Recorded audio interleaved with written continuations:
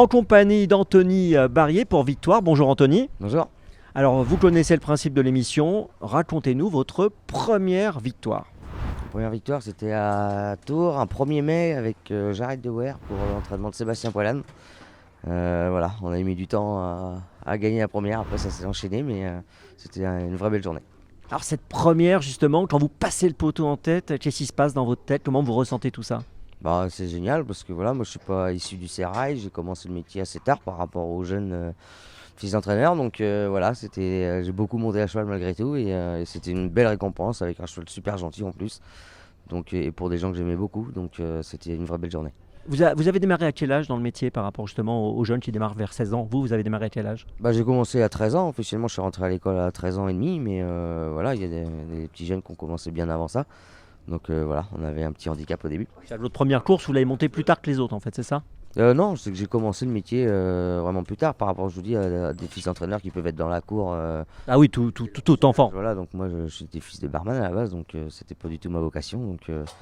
Donc voilà, après quelques années de métier, on a réussi à gagner une course, c'était super. Et quand vous avez gagné justement cette première course dans votre famille, comment ça a été ressenti, comment ça a été vécu?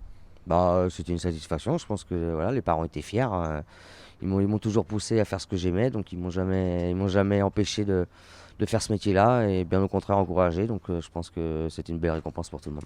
Alors on parle maintenant de votre plus belle victoire. Alors, la plus belle, c'est pas évident. J'hésite souvent entre l'Elite Lope et le Cornulier parce que le Cornulier c'était ma première vraie grande course avec toute la famille, tous les amis qui étaient autour. C'était un dimanche de folie avec des tribunes en feu. Et puis bah forcément, un peu plus récemment et étonnant dans l'Elite Lope, c'était voilà, une course où on est passé un peu par toutes les couleurs. Donc émotionnellement, c'était quelque chose aussi. Donc vous les mettez au même niveau ces deux courses? Ah, j'ai du mal à voilà, peut-être qu'étonnant pour le prestige, c'est la plus belle parce qu'un Elite Lope c'est quand même peut-être la plus grande course au monde, hein, je pense, enfin à mes yeux. Donc c'était une belle satisfaction. Bon, ce qui est quand même extraordinaire, c'est que vous avez obtenu 2 groupes 1 dans les 2 disciplines. Oui, bah on a la chance, on a gagné peut-être les deux plus belles.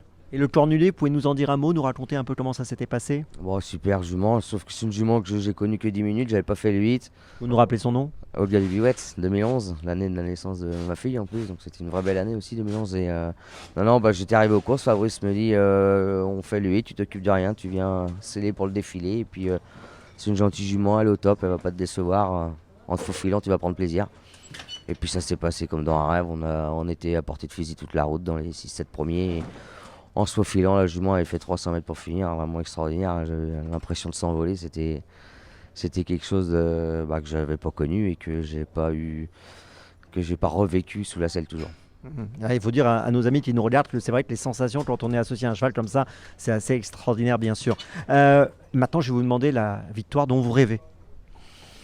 Bah maintenant ça va être les prix d'Amérique, on va pas se voiler la face, même s'il m'en manque encore beaucoup, hein. Je vais pas gagner énormément de classiques, mais l'Amérique parce que bah voilà, c'est la belle chez nous et puis mon but c'est ouais, d'essayer la triplette, ça serait beau parce que je crois que ça n'a pas été souvent fait, le Cornulier et les Elite Lope Amérique.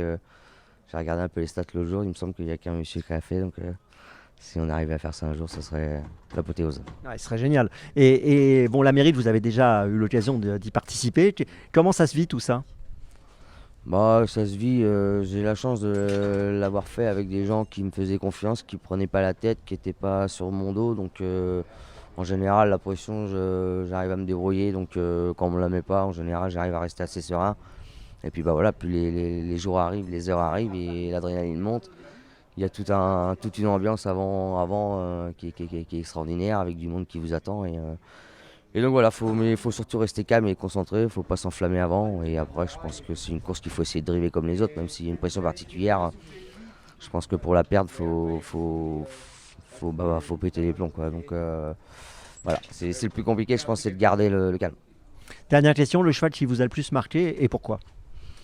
Jacques de Beauvais, c'est un cheval que j'ai adoré, j'étais vraiment admiratif à te les monter. Il avait enchaîné le Cornulier et l'Amérique à suivre. Enfin, c'était le cheval que vraiment j'admirais et voilà, c'était à chaque coup qu'il courait, c'était quelque chose quand il venait tout seul au kilomètre, il enroulait, c'était un vrai rouleau compresseur. Donc ouais, c'est peut-être lui qui m'a le plus marqué.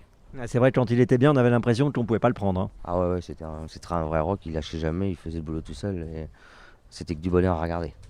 Merci Anthony.